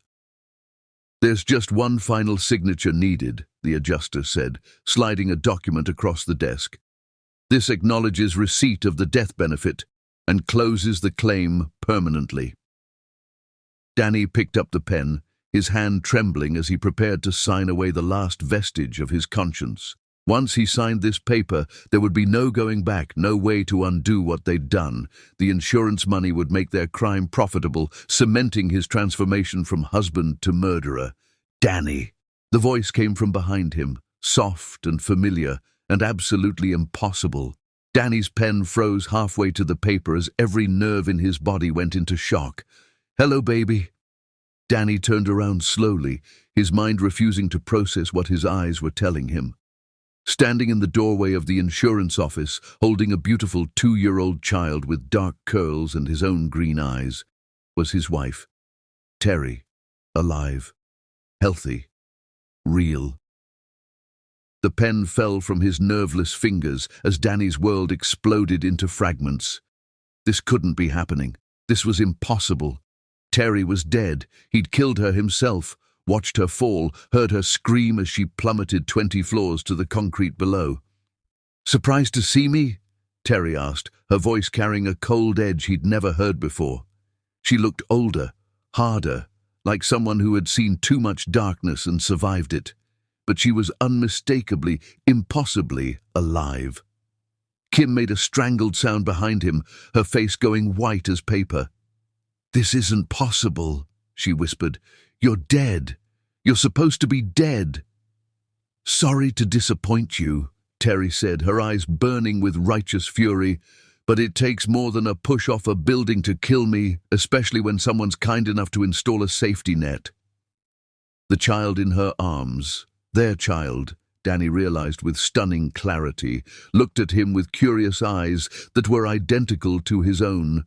A son or daughter he'd never known existed, born from the woman he'd tried to murder. "Teri," Danny gasped, his voice barely audible. How is this possible? You want to know how I survived?" Teri stepped closer, her presence filling the small office like an avenging angel. "Miguel Santos, the man your mother paid to stage those fake affair videos, couldn't live with himself when he learned you were planning to kill me. He installed safety equipment below our terrace and saved my life." Fake videos. The words hit Danny like physical blows, each revelation destroying another piece of the reality he'd built around his terrible decision. "The affair was fake," he whispered. "Every single second of it," Teri confirmed, her voice sharp as a blade. "Your mother hired Miguel to seduce me, but when I rejected his advances, she had him create fake videos using actors and clever editing. Everything you saw, everything you believed, all lies designed to turn you against me. Danny felt like he was drowning in quicksand, each breath becoming more difficult as the magnitude of his mother's deception crashed over him. He'd murdered his wife, tried to murder his wife, based on fabricated evidence. He'd destroyed everything he'd ever loved because of lies. "The baby," he said, staring at the child who shared his features. "Is it your son?" Teri confirmed. "Conceived the week before you tried to kill me. I was going to surprise you with the news that night, but you never gave me the chance." Danny's legs gave out, and he collapsed into his chair as the full horror of what he'd done washed over him. Not only had he tried to murder an innocent woman, but he'd tried to murder his pregnant wife. He'd nearly killed his own child, the child they'd been trying to have for 3 years. 2 years, Teri continued, her voice growing stronger with each word. 2 years I've been building a case against you and your mother. 2 years of gathering evidence, documenting the insurance fraud, preparing for this moment. "Teri, please," Danny gasped, tears streaming down his face. I believed. God, what have I done?" "You tried to murder me for money," she said simply. "You pushed your pregnant wife off a building because your mother convinced you I was cheating. That's what you've done, Danny." Kim suddenly lunged forward, her composure finally cracking completely. "You little bitch!" she screamed. "You've ruined everything! He was supposed to be free of you!"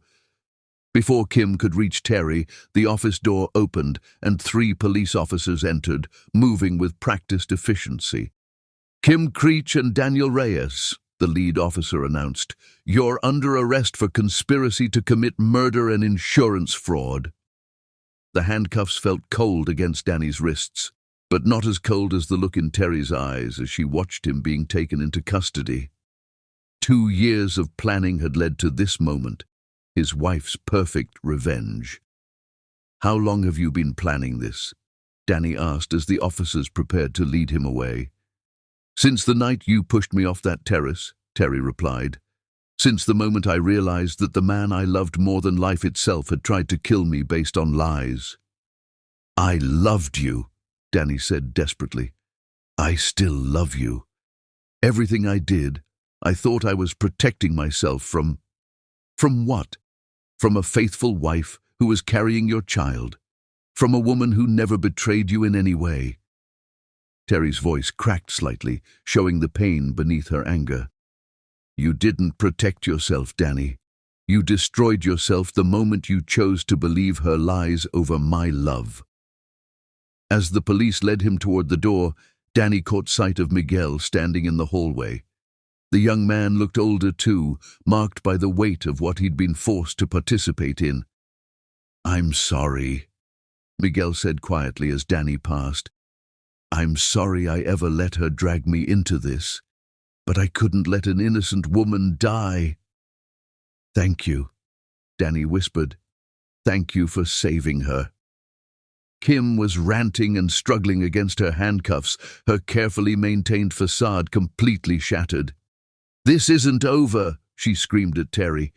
"You think you've won, but this isn't over." "Yes, it is," Teri said with quiet finality. "It's over, Kim. You lost the moment you decided that love was less important than money." As Danny was loaded into the police car, he caught one last glimpse of his wife holding their son, the family he'd destroyed through his own stupidity and weakness. Teri wasn't looking at him anymore. She was focused on their child, probably explaining in age-appropriate terms why Daddy was being taken away by police officers.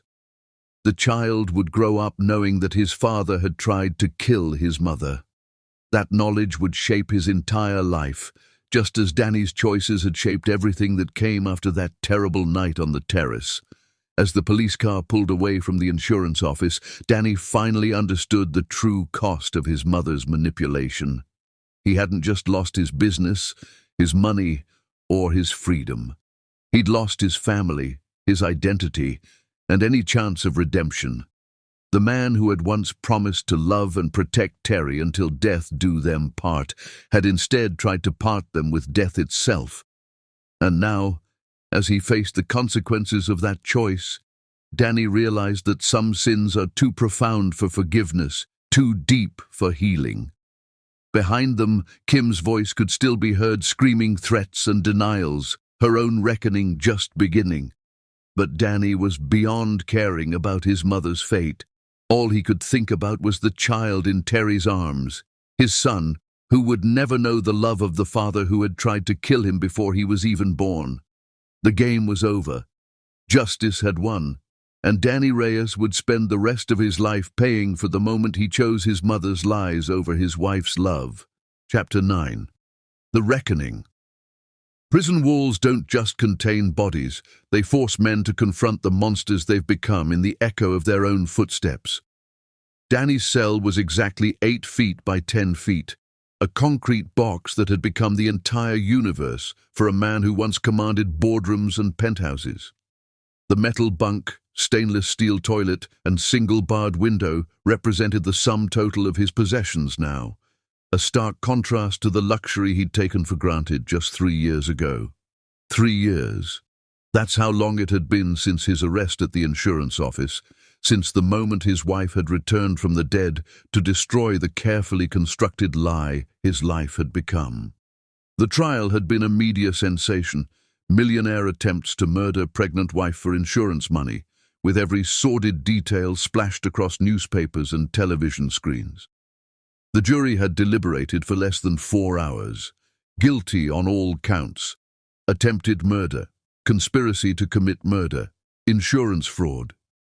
The judge had sentenced him to 20 years, noting that the premeditated nature of the crime and the vulnerability of the victim, a pregnant woman, warranted severe punishment, though the attempt rather than completed murder allowed for some possibility of rehabilitation. Kim had died of a massive heart attack 2 weeks into her own trial, her body unable to handle the stress of her perfect plan unraveling so completely. The coroner said it was natural causes, but Danny knew better.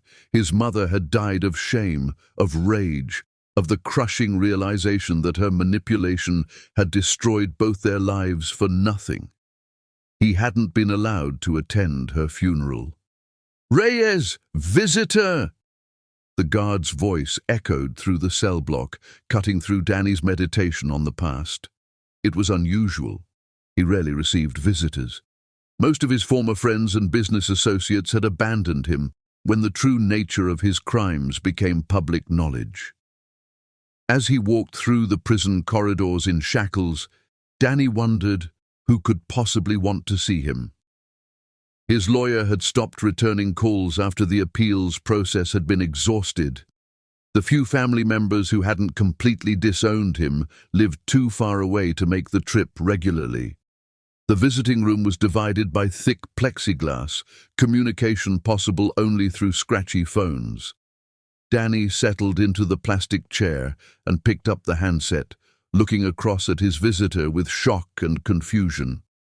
Miguel Santos sat on the other side of the glass, older and wearier than Danny remembered, but unmistakably the man who had saved Teri's life and helped orchestrate Danny's downfall. "Why are you here?" Danny asked, his voice hoarse from disuse. He rarely spoke to anyone in prison, preferring the solitude that came with being a child killer, or close enough to one that it made no difference to his fellow inmates. "Because someone needs to know what really happened," Miguel replied, his accent thicker than Danny remembered. "Someone needs to understand how we all became pawns in her game." "Played? You helped destroy my life." Miguel's expression hardened. "Your mother destroyed your life, Danny. She destroyed all our lives. I was just trying to survive." Over the next hour, Miguel told Danny the complete story, details that hadn't come out during the trial, revelations that painted an even darker picture of Kim Creech's manipulation. "She didn't just pay me to seduce your wife," Miguel explained. "She threatened my family, my kids, Danny. She knew where they went to school, where my ex-wife worked. She made it clear that if I didn't cooperate, something bad might happen to them. Danny felt sick. Even from prison, learning new depths of his mother's evil felt like fresh wounds being carved into his soul. The videos were so sophisticated, Miguel continued. She hired professional actors, used computer editing that made it look completely real. I helped set up the cameras, but I never imagined she was planning actual murder. When did you realize what she intended? A week before it happened. I overheard her on the phone talking about insurance policies and perfect alibis. That's when I knew you were going to try to kill Teri. Miguel's voice cracked slightly as he continued. I had 48 hours to figure out how to save her life without getting my own family killed. Installing that safety net was the only thing I could think of. Why didn't you go to the police? With what proof? Your mother was careful. Everything was verbal, nothing in writing. It would have been my word against hers, and she had money and connections.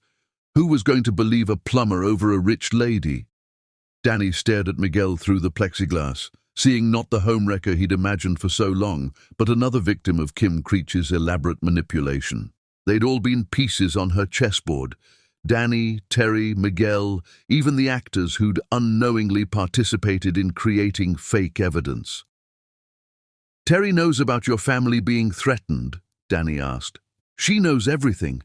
It's why she didn't press charges against me. She understands that I was trapped, just like you were. I wasn't trapped, Danny said bitterly. I made a choice. A horrible, unforgivable choice. You made a choice based on lies, Miguel corrected. Your mother was a master manipulator. She knew exactly which buttons to push, exactly how to make murder seem like the only rational option. They sat in silence for several minutes, two men whose lives had been forever altered by Kim Creech's toxic ambition. How is she? Danny finally asked. How is Teri? Miguel smiled for the first time since the conversation began. She's strong. Stronger than any of us gave her credit for. She's raised your son practically single-handed, built a new life for herself. My son. The words felt foreign in Danny's mouth. What's his name? Patrick Daniel Santos Reyes. Danny's eyebrows shot up in surprise. Santos? She gave him my last name too, Miguel explained. I helped save his life, helped raise him the first 2 years while you were in your coma. She says I earned the right to be called his family. The generosity of it took Danny's breath away. Even after everything she'd suffered, Teri had found room in her heart to honor the man who'd rescued her. It was exactly the kind of grace he'd fallen in love with, exactly the kind of person he'd tried to murder. She wants to see you, Miguel said suddenly. What? Teri, she wants to visit you. She's been thinking about it for months, but she needed to be sure she could handle it emotionally. Danny's heart hammered against his ribs. Why would she want to see me? I tried to kill her. I tried to kill our son. Because she needs closure, Miguel replied. Because part of her still loves the man you used to be, before your mother poisoned your mind. And because Patrick is getting old enough to ask questions about his father. The thought of his son, now 3 years old, asking about Daddy, made Danny's chest tighten with pain. What could Teri possibly tell him? How do you explain to a child that his father is in prison for trying to murder his mother? I don't deserve her forgiveness, Danny said. Maybe not, Miguel agreed, but she deserves the chance to give it, if she chooses to.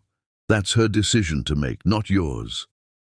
As visiting time ended and Miguel prepared to leave, he delivered one final message that hit Danny like a physical blow. She loved you completely, Miguel said. Even after you pushed her off that terrace, even after she knew what you'd tried to do, part of her still loved you.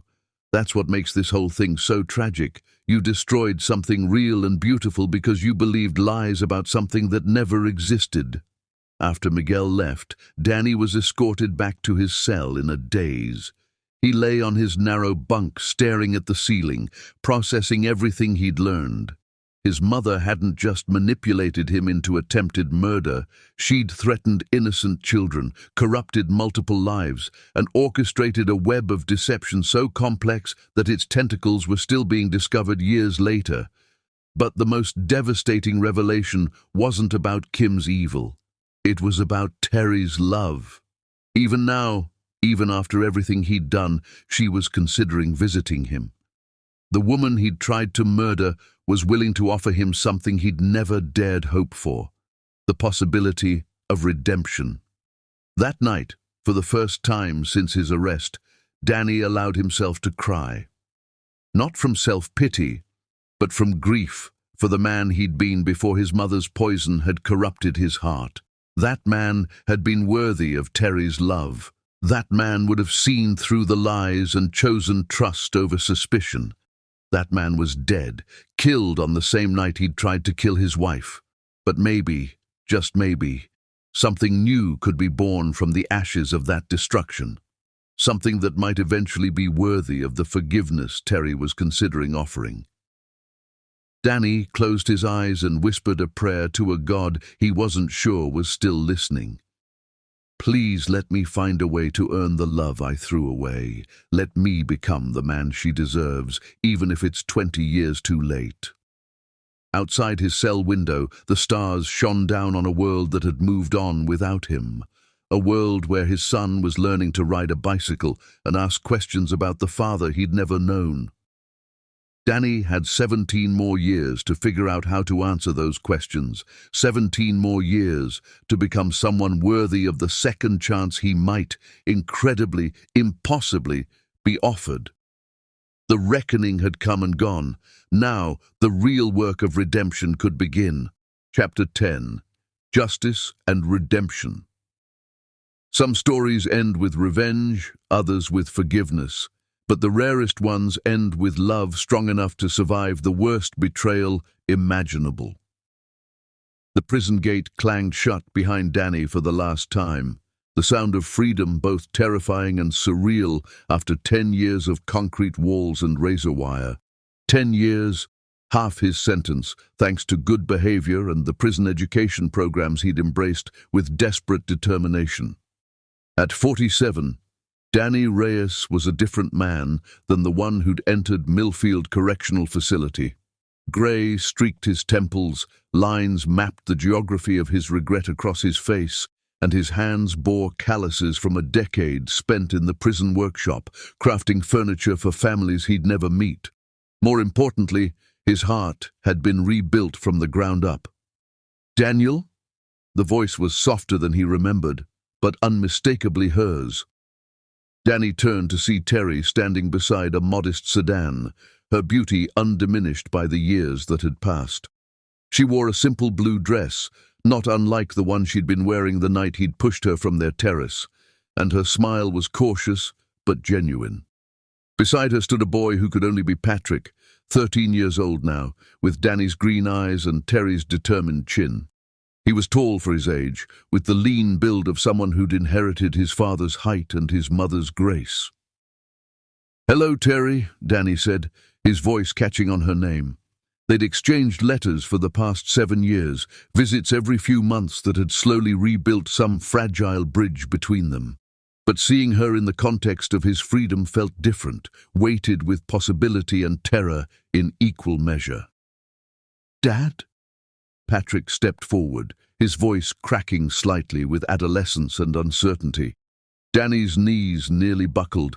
It was the first time his son had ever called him that, the first time he'd heard the word from lips that shared his DNA and his stubborn jawline.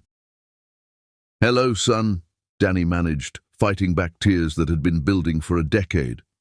They embraced awkwardly, a father and son meeting as strangers, connected by blood and separated by circumstances too complex for easy explanation. Patrick was solid and real in his arms, proof that some miracles survive even the worst betrayals. "Are you ready?" Teri asked gently. Danny nodded, climbing into the passenger seat of her car. The simple act of sitting in a vehicle not bound for court or medical appointments felt surreal. For 10 years his world had been contained within walls. Now it stretched out endlessly in all directions. "Where are we going?" he asked as Teri pulled away from the prison. "Home," she said simply. "Your home. Our home. If you want it to be." Danny stared at her in amazement. During their visits and letters, they'd discussed his release, his need for housing and employment, his desire to be part of Patrick's life. But he'd never dared hope for this. For the possibility of redemption so complete, it included rebuilding the family he'd tried to destroy. "Teri, I don't understand. After everything I did—" "You did a terrible thing," she interrupted, her voice steady but kind. "You tried to kill me and our son because you believed lies about who I was. That's not something I've forgotten or minimized." Patrick shifted uncomfortably in the back seat. He knew the broad strokes of the story, that his father had been manipulated into doing something awful, that prison had been about learning to be better. But the specifics were still too heavy for a 13-year-old to carry. "So why?" Danny asked. Teri was quiet for several miles, navigating through the suburban streets that led to their new neighborhood. Finally, she pulled into the driveway of a modest 2-story house with a small garden and a basketball hoop mounted above the garage. "Because I learned something important during the 10 years you've been gone," she said, turning off the engine. "I learned that love isn't just about the good times. Real love, the kind that lasts, is about choosing to forgive the unforgivable when someone proves they've truly changed." They sat in the car as she continued. Patrick listening with the intense focus of a teenager, trying to understand the adult world. "The man who pushed me off that terrace was sick, Danny, poisoned by grief and manipulation and desperation. But the man who wrote me letters every week for 7 years, who earned his GED and then a bachelor's degree from prison, who started a support group for inmates dealing with family violence, that man is someone I can love again." Danny felt tears streaming down his face. "How can you be sure? How can you trust that I won't hurt you again?" "Because you've spent 10 years proving it," Teri replied. "Not with words, but with actions. With the way you've taken responsibility for what you did without making excuses. With the way you've changed yourself from the inside out." She reached into her purse and pulled out a thick folder. "Do you know what this is?" Danny shook his head. "Letters from other inmates whose lives you've touched. Testimony from the prison staff about the man you became. Documentation of every course you took, every program you completed, every life you helped save through your counseling work." She handed him the folder, and Danny saw that it was organized with the same meticulous care Teri had always brought to everything important. "I've been documenting your transformation for years," she continued. "Not because I was planning to use it for anything, but because I needed to convince myself that the change was real. That the man I was starting to love again wasn't just an illusion created by distance and time." "And what did you conclude?" Teri smiled, the expression lighting up her face in a way that took Danny back to their earliest days together. "I concluded that people can change if they want it badly enough. And you, Teri Reyes, wanted it more than anyone I've ever known." Patrick cleared his throat from the back seat. "Does this mean we're going to be a real family now?" It was the question that cut to the heart of everything. The hope that had sustained Danny through his darkest prison nights, the dream that had seemed too impossible to voice. "If your father wants that," Teri said, looking directly into Danny's eyes, "if he's ready to do the work of rebuilding trust and proving every day that he deserves a second chance." "I want it more than anything," Danny said, his voice barely above a whisper. "But I need you to understand. I know I don't deserve this. I know that what I did was unforgivable." "Maybe it was unforgivable 10 years ago," Teri replied. But forgiveness isn't about what someone deserves. It's about what the person doing the forgiving needs for their own healing. And I need to believe that love is stronger than hate, that redemption is possible even for the worst sins. They went inside together, and Danny marveled at the home Teri had created. It was modest but warm, filled with photographs that chronicled Patrick's childhood, birthdays, school events, Little League games. All the moments Danny had missed, all the memories he'd forfeited through his terrible choices. "I kept this for you," Teri said, leading him to a small room that had been set up as an office. On the desk was a framed photograph from their wedding day, and beside it, a letter in his own handwriting. Danny picked up the letter and recognized it immediately, the first one he'd written to her from prison, the one where he'd taken full responsibility for his actions and begged not for forgiveness, but for the chance to somehow make amends. "You kept it all these years?" "I kept it to remind myself of the moment you started becoming someone I could trust again," Teri said. "The moment you stopped making excuses and started making changes." That evening, they sat together on the front porch as Patrick practiced basketball shots in the driveway. The normalcy of it was overwhelming. The simple pleasure of being a family, of watching their son grow into the man he was becoming. "What happens now?" Danny asked. "Now we take it one day at a time," Teri replied. "You'll find work. Miguel's construction company is thriving, and he's offered you a position. We'll attend counseling together, work through all the things that still need healing, and we'll learn how to be married again properly this time." "Married again?" Teri laughed, pulling out a small velvet box. "I never divorced you, Danny. Legally, we're still husband and wife, but I thought you might want to renew our vows, make new promises based on who we are now, instead of who we were then." Danny opened the box to find a simple gold band. Nothing like the expensive ring he'd originally given her, but somehow more meaningful for its simplicity. "Will you marry me again, Teri Reyes?" she asked, her eyes shining with tears and hope. "Will you promise to love and protect me for real this time, knowing what that actually means?" "Yes," Danny said, slipping the ring onto his finger. "For the rest of my life, yes." As the sun set over their modest suburban home, Teri Reyes understood that he'd been given something rarer than wealth or success or even justice. He'd been given grace, the unmerited gift of love from the woman he'd wronged beyond measure. It would take years more to fully rebuild what he'd destroyed. There would be difficult conversations, moments of doubt, old wounds that needed tending. But for the first time in over a decade, Danny believed in the possibility of happiness.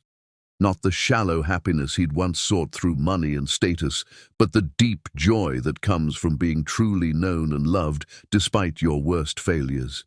He was home, he was forgiven, and somehow impossibly, he was loved. The boy in the driveway made another shot, and Danny cheered for his son, their son, as Teri's hand found his in the gathering darkness. Some stories end with revenge, others end with justice. The best ones end with love that's strong enough to resurrect the dead.